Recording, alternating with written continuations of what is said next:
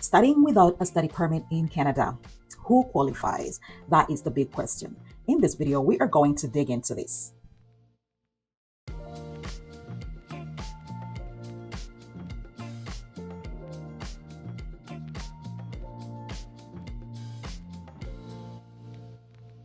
Welcome back.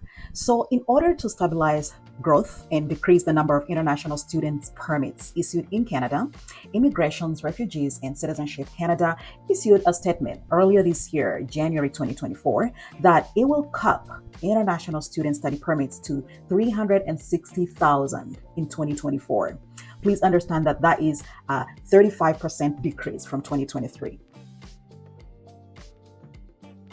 According to the Minister of Immigration, Refugees and Citizenship Canada, Mark Miller, the government is moving forward with such measures in order to stabilize the number of international students in Canada and also support sustainable population growth.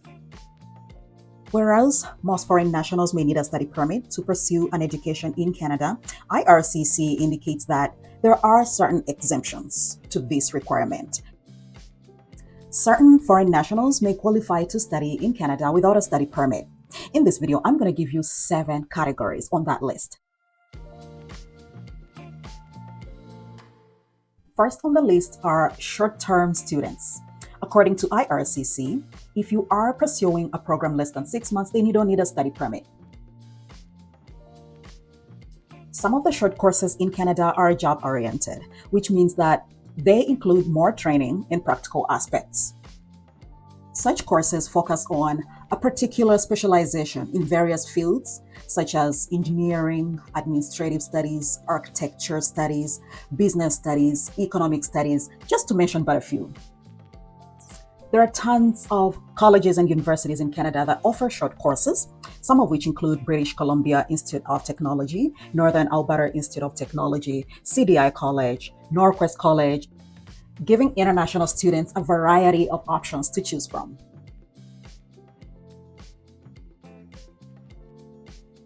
According to IRCC, family or staff of foreign representatives in Canada, and foreign representatives would include people like diplomats, consular officials, or official personnel when they are in Canada on work duty, most certainly.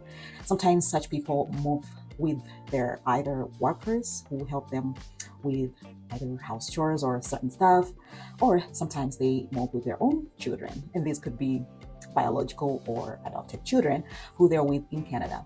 In such cases, such people do not need a study permit in Canada.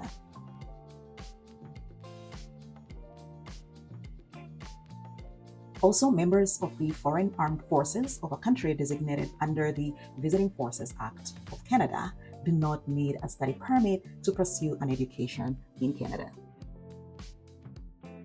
Certain members of foreign armed forces who are on official duty in Canada do not need a study permit to pursue an education while in Canada. Such visiting forces means any of the armed forces of a designated state present in Canada in connection with official duties.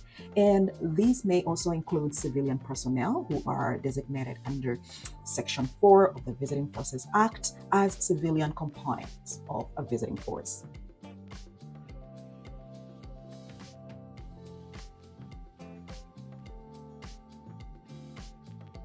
Canada Registered Indians.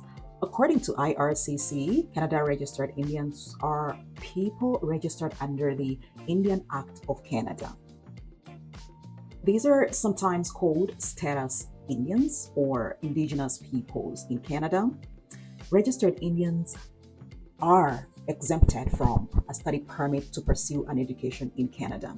And this doesn't matter even if they are citizens of another country, if they moved out of Canada and they live in another country.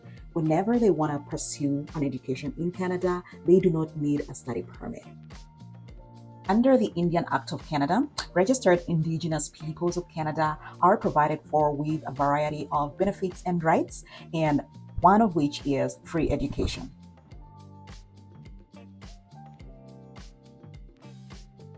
The other category of people who can pursue an education in Canada without a study permit are minor children.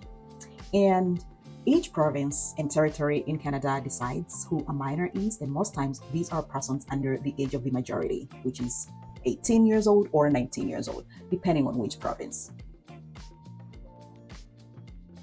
Minor children who can pursue an education in Canada without a study permit should fall under the following categories. Minor children who are refugees or refugee claimants, minor children whose parents are refugees or refugee claimants, minor children of Canadian citizens or permanent residents, minor children whose parents are on a work or study permit in Canada, and unaccompanied minor children in Canada. Temporary residents and asylum seekers taking French language and culture courses in Quebec do not need a study permit. Each year, Canada welcomes a lot of refugees and asylum seekers from all over the world. This could be from Europe, Asia, Africa, South America, Central America, all over the world. And when they move to Canada, they need to assimilate. In the province of Quebec, specifically, eligible temporary residents or asylum seekers do not require a study permit if they are specifically taking French language or culture integration courses while in Quebec. The last group of category of people who can study in Canada without a study permit are eligible foreign workers. As of June 27, 2023, Immigration, Refugees, and Citizenship Canada issued a temporary public policy that allows eligible foreign workers to study without a study permit. This means that you may be eligible to study without a study permit while you work. However, IRCC stipulates two conditions to this category of people. And one of the conditions is that you must have a valid work permit that was issued on or before June 7 in 2023, or you must have a letter authorizing you to work while they process your work permit extension application. And this letter must have been issued on or before June 7, 2023. And there you have it, folks. Those are 7 categories of groups of people who can pursue an education in Canada without a study permit. I have a few takeaways though. In some situations, there may be more information one needs to know about studying without a study permit in Canada. According to IRCC, foreign nationals eligible under the recent public policy are subject to all other applicable eligibility and admissibility requirements, which are not exempted under this recent or another public policy.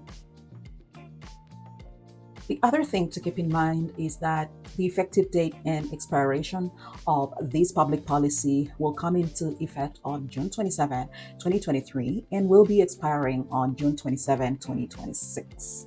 So there is a time frame to this policy. And last but not least, the public policy may be revoked at any time without prior notice. I just thought that I need to mention this to whoever might be interested in this.